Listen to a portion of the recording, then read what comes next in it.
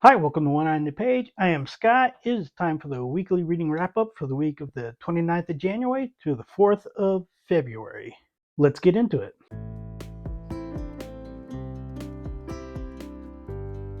I read I don't know how many books this week because I am actually recording this in two sections. It is the 1st of February right now, and I am going to cover the books I've read this week up to this point because I am going to be recording the January end of month wrap up, and I wanted to talk about the books I read this week before I do that. So far this week, I've finished four books. High wash. All four books share a little bit of similarities. One, for the most part, found families and relationships. Don't make noise. So the first book I finished this week was I Knew I Loved You by Amy Merritt. It is a sapphic romance. It's a basically a no risk or low stakes book. It's about two friends, been friends pretty much most of their lives, uh, Danny or Danica and Taylor. Danny has just been laid off from her job. She wants to be an artist, but hasn't quite worked up the will to do that. Taylor is a social media personality and doing very well at that. At the beginning of the novel, Danny is in love with Taylor and has been in love with her for a very long time, but doesn't want to let her know because she doesn't want to ruin the friendship.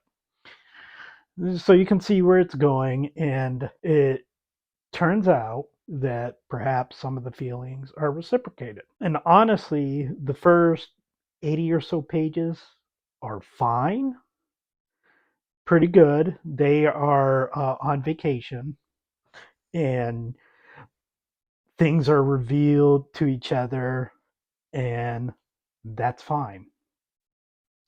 The problem is that all that happens by about page 80. The book is like 330 pages long. And the rest of the book is just pretty much navel gazing and people saying everything that comes to their minds in ways that people don't really talk. And also, there's no subtext in this book. There's just text and text and text and text. They're basically slightly slightly spoilery here, but again, by page 80, you pretty much get to ah, and the rest of the book is like, oh, turns out we have loved each other for so long, and now we're together, and let's go back home. Now we're moving in together, and I know there's the lesbian cliche, but I mean, they're still pushing it a little bit, and it's just I talked last month about set the record straight, and I talked about how in that book I really enjoyed it because some of the books I read before were just really annoying. I still think that I might have enjoyed that book no matter when I read it. But this one, I didn't have any really annoying books around it to uh, put up against, but also it was too long and it was not written anywhere near as well as the previous book has set the record straight. It should have been a novella, and it was a novel. It was 330 pages, and it should have been like 150 pages. It should have been like 100 pages. Good first 80 pages or so, and then just a slow death. I'm gonna give it 2.5 stars, mainly for those first 80 pages. The second book that I finished was Reality in Check by Emily Banting. It is about a woman, Artie. She returns home to England from Italy, where she has been teaching art. Her grandmother has died and left her a hotel, and she goes to the hotel to, try to get together because her grandmother was old and wasn't able to run it perhaps as well as it should have been. And she gets there, and the next day finds a reality TV crew there because her grandmother had called Hotel SOS, this reality show, to help her. Well, of course, the grandmother has died. Artie didn't know anything about it, and she meets the host, Charlotte, who Charlotte is part of a hotel empire that her mother is the CEO of, and she's thinking that she will be the CEO at some point, but for now she's basically has no power, and she's kind of forced to host this hotel SOS that she doesn't really enjoy. And she's a bit of an ice queen, and the two of them, Artie and Charlotte, get off on the wrong foot, but of course there's an attraction, and it's basically the two of them getting together. It's a lot like Emily Banting's last book that I read, which I can't think of the name of. I'll put it right here. But a slightly younger, bubbly woman, although uh, Artie isn't quite as bubbly as Sydney, I believe, is the character in the previous book. And an older, kind of seemingly cold, powerful woman.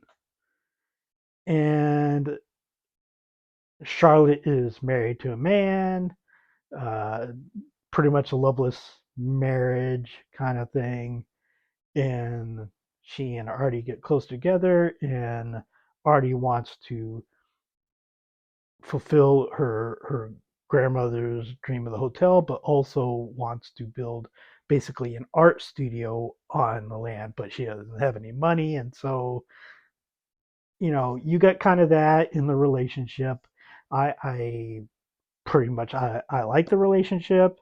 I don't care for family members who are kind of like just a drain on your life force. I don't really buy into the blood is thicker than water thing. I kind of think like a couple of these other books, found family is sometimes a lot more important than real family. However, you want to look at it that way. To me, I think if somebody is basically draining your life force, just because they're family doesn't mean you shouldn't be able to just later. And I do get a little frustrated with some of the characters in here. It's like, why are you putting up with this shit?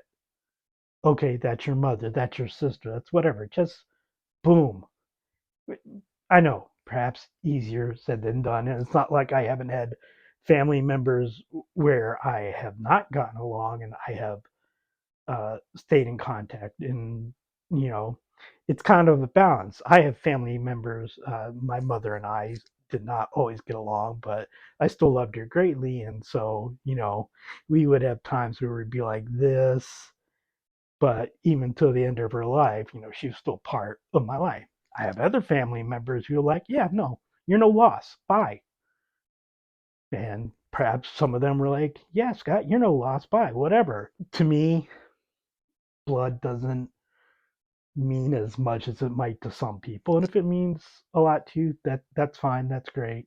I'm just like, I think there are oftentimes better connections than just blood. And being related to somebody doesn't mean you have to take shit from them.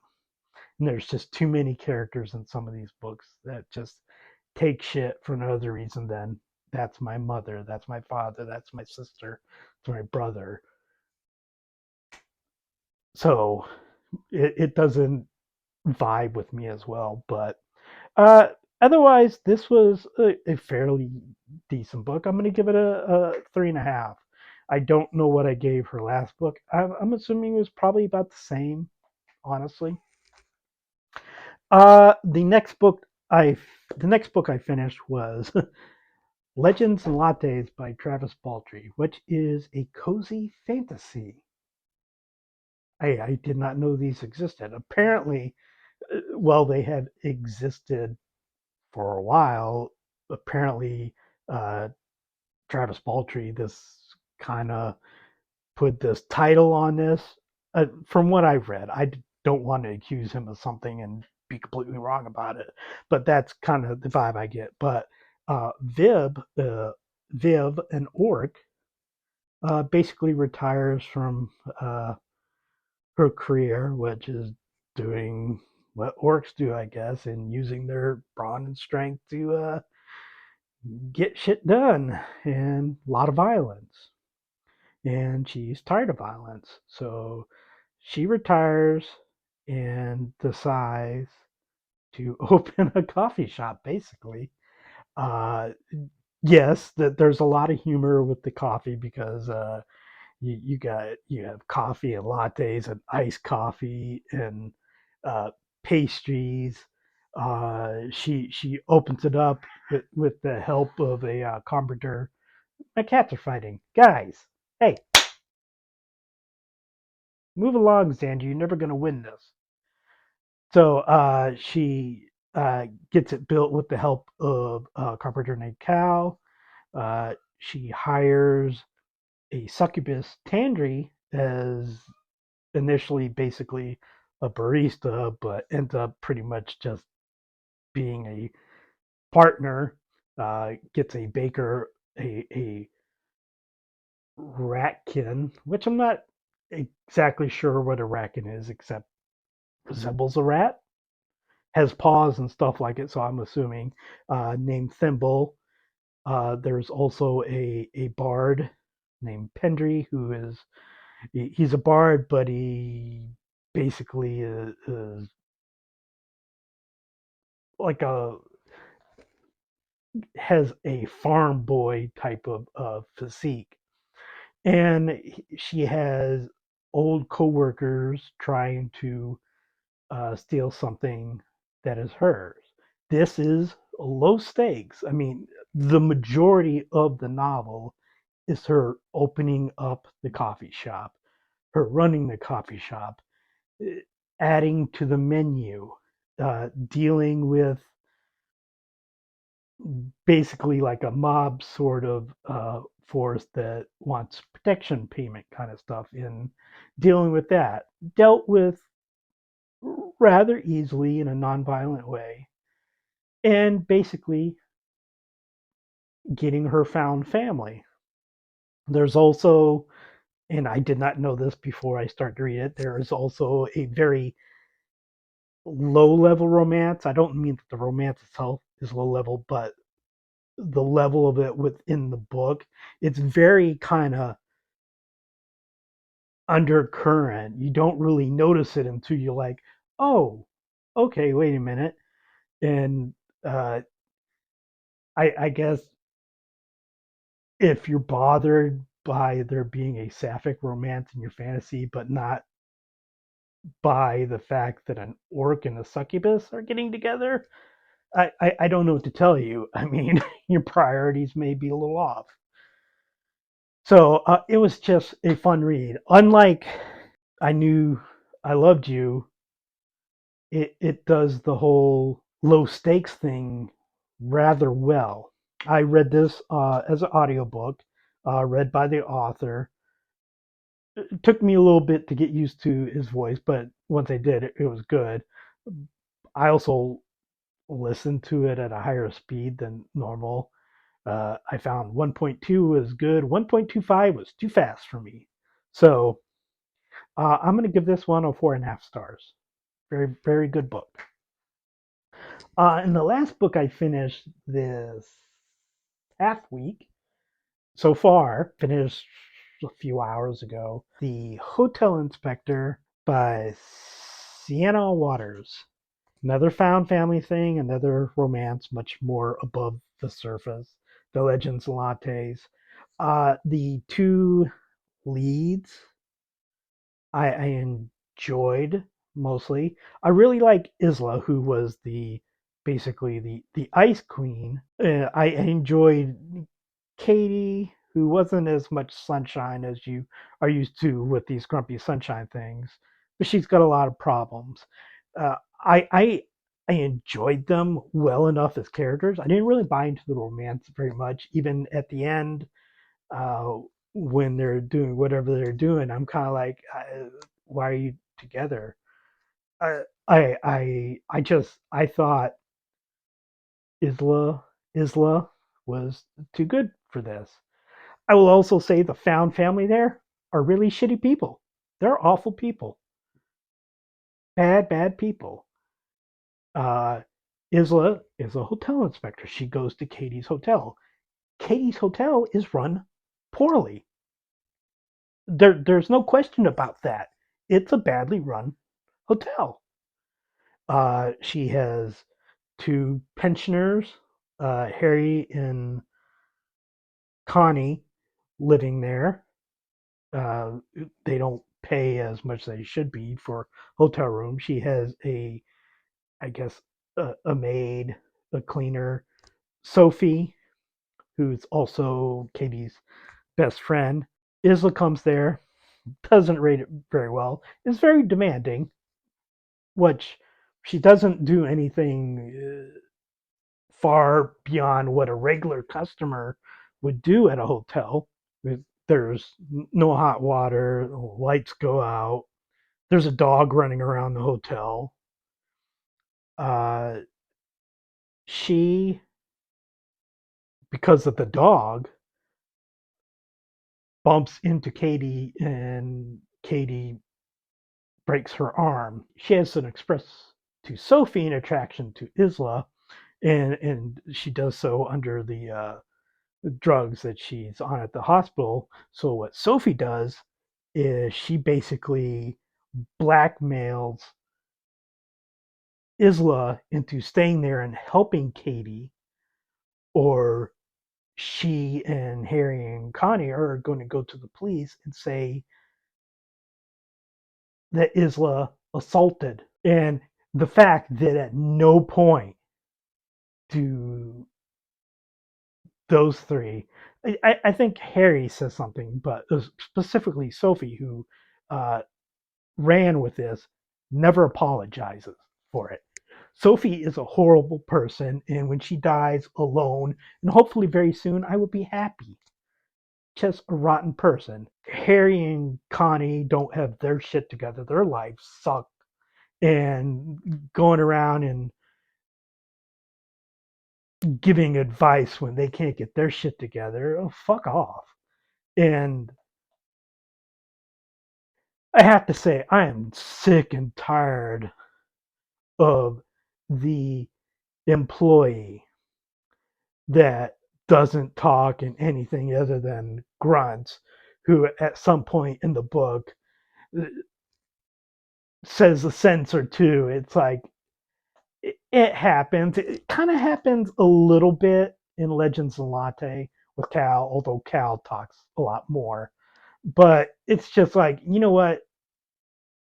People could just lay off this trope. It's getting ridiculous. Um, I really liked Isla. I don't think that this relationship is anything she deserves. I think she's far better than what Katie has to offer. I think Katie, she talks about compromise. She does not compromise at all with Isla, and she's just some words I will not say. And that's not surprising considering who her friends are. Yeah, I gave this one a 2 star. I came close to DNFing it. This is the lowest rating that I've given this year, other than Better the Blood, which I had to read for my book club. I might have DNF'd that one also. So it came close. I just liked Isla enough to get me going. Plus, it was shorter than I Knew I Loved You by like 80 pages, and at least a lot more happened in it. But so that is what I have read so far this week. I will come back to you in about 4 days. Will I have read any more books? I don't know, possibly. Okay, it is Sunday, February 4th. I've completed two more books for the week for a total of 6 books for the week. Probably my lowest pages per book week that I've had, but only two of the books were under 300 pages. I still average for the week well over 300, well, somewhat over 300 pages at least. Let's go and talk about the two books that I finished. The first one I finished was A Damsel in Distress by P.G. Wodehouse. That is going to be the next Wodehouse book that we do for our podcast. Thank you, computer. That we're going to be doing probably around the 1st of March. Of course, I'm the one who reads all the chapter summaries, so I have to take notes as I read it. Robin will finish it probably the day of the podcast, but I've read this one before. At first, when I was looking into it, I was reading the Wikipedia page. I'm like, I don't remember this book. I think I read it. Did I read it? I don't know. And I went and looked back at my stats for books read. It's like, oh, okay, I read it in November of 2022, but I couldn't remember. Once I did start reading it, it did come back to me. It's just the way that it's written in the Wikipedia. It just doesn't stand out. But it is about there is a girl, Maud, who lives with her father, the Earl of Marshmoreton. His name is John. She has a brother named Percy. Has a typical Woodhouseian aunt, Caroline, who feels certain ways about who Maud should marry. She also has a cousin, Reggie, who is involved here. There is a composer, George Bevan. He's an American. He's over in England for one of the musicals that is here. He meets Maud in London. She is in London to try to see the man she is in love with, Jeffrey, forget his last name, but she met him in Wales the year before and fell in love. But Caroline has prevented her from basically leaving the castle in order to dampen her love. She, Maud, jumps into a cab that George is in to hide from her brother Percy. And of course, being a Woodhouse book, George immediately falls in love with Maud. You just gotta take that every time you read a Woodhouse book. The dude's gonna fall in love with the girl pretty quickly. She doesn't like share her name or anything, so he falls in love with her. He only knows that she's like 2 hours away from London, and she gets at the certain train station to get there. So basically, it's him trying to find her and then trying to confess his love for her. And then there's mistaken identity because people think that he's Jeffrey, the man that she fell in love with in Wales the year before. So people are trying to prevent George from seeing her because they think he's Jeffrey. And she is trying to use George to communicate with Jeffrey, not realizing that George is in love with her. Mixed communication there. There's also a sweepstakes among the servants at the castle about who Maud is going to marry, whether it be George or anybody outside of the house parties there. The big one they think is going to marry her is Reggie, who's her cousin by marriage. So not as icky as like a lot of Agatha Christie books, but still. But Reggie is in love with Alice Faraday, who is the Earl's secretary. Except Reggie, usually quite a boisterous fellow, gets a little bit tongue tied around Alice. It's basically, oh, also, George has a friend, Billy Dorr. Billy is a chorus girl, I believe. A little bit tired of the musical world.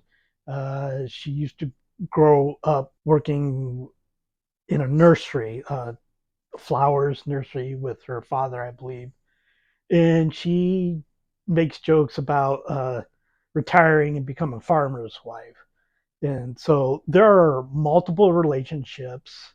Obviously, Maud, George, and to some extent, Alice and Reggie. There's another one that I won't spoil because it's not immediately talked about in the book like these two other ones are. It's another kind of comic caper. I think it's what Wodehouse does best. He basically just keeps slowly adding things and adding things and adding things until we can wait basically to everything fall down and we get the denouement and what happens. Uh, I I like the relationship between Maud and George. I'm going to be interested in the podcast that I do with Robin because there are two specific things that I think are going to annoy Robin, and I'm just waiting to see if they're going to be enough to make Robin dislike this book. I think Robin will like this book, but will it be colored by these two things, which I can't mention, of course, because it would spoil stuff. Because both of these things come closer to the end of the book. But I enjoyed it. It's not among my top Wodehouse books, but it's still very good. I'm going to give it a 4.5 stars. Very good. I also know that I have a lot of books to read for my Wodehouse 5 Year Battles, in addition to the books I have to read for the podcast. And I have a lot of school stories and lesser books, I would say. So I'm enjoying a very good book like this one because I'm going to have ones that I know are not going to be 5 stars or 4.5 stars. I'm hoping they'll be at least 3 stars. So we'll see. I also read another book. What was it? Ah, oh, it was Girlfriend Material by Katia Rose. Uh, Sapphic Romance, college. I don't know. Why do I keep doing this to myself? I have so many Wodehouse books, taking a little departure here, that I think I'm going to concentrate on my light reading being Wodehouse, so I can try to get as many of those read so I can work on my 5 year battles and kind of step away from the romances. Even though Wodehouse has romances, it's not quite the same extent as what I am reading. It was fine, but it was a college romance. And as I've said previously, I think I'm just too old for this. It's kind of like, oh, it's kind of cringe. There's one scene in there that's definitely cringy, and I don't like public declarations, and this one has a pretty big one in a pretty inappropriate place. I think maybe it's me being a stick in the mud, a rule follower, going, "You shouldn't do that there. You could have done it where else," and it gets me being really pedantic and like that's no, that doesn't make sense that you're allowed to do this, and because you did do this and this should happen, but you don't get any fallout for it, and I don't believe so. So but yeah, two young girls. One, she is a lesbian, and I finished it today, and already I'm blanking on the names. One of them is Katie, or Kate, easy to remember, that was my wife's name. And the other one was Allison. Allison is kind of a girly girl, and both of them are like in a design school. Allison is a lesbian, but hasn't really had a girlfriend. She's very shy and introverted, and so shy to the fact that, much like, I forget what the name of the book was, but it's one I read recently that was also set in college, just constantly embarrassing herself among people, and it's just like, dear author, you're pushing it a little too far. You can be introverted and awkward and not constantly falling on your face all the time. It's too much. Introverted and awkward. I made it through. I have embarrassed myself, but that's too much. So she's never had a girlfriend. She really wants a girlfriend. She wants rainbows and sunshine and that. Whereas as Kate, and they are best friends, Kate is like, she doesn't do relationships. She had a bad experience when she was in high school. Uh, I, I like both of these characters, but it gets pushed too much how attractive Kate is, how attractive Kate knows she is, and that it's such a burden to her that people are attracted to her, which I understand because look at me. No, I understand because it makes sense that this does happen to people. But something like this in a book, you got to be really careful with it because you have the chance of kind of alienating your reader. And I think the author maybe stepped over the line a few times. I still like both of these characters very much. Obviously, they're best friends. They're going to fall in love with each other.